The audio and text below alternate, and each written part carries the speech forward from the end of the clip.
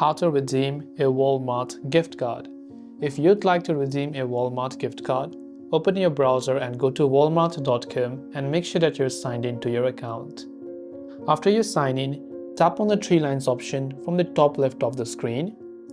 And here you can find the option called Account, so go to the Account option that is available here.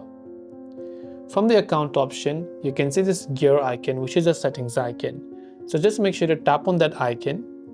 And when you're here, you'll find the option called Add a Payment Method. So it says Payment Methods, Rewards and Gift Cards if you read here.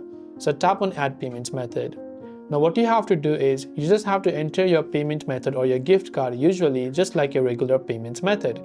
So under this card number field, make sure to enter your gift card number.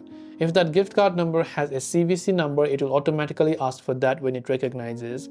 Now if you look here, you can see one of the payment methods they accept is also a Walmart gift card. So which is why you just have to input them normally as you would on this box and tap the Save Card button.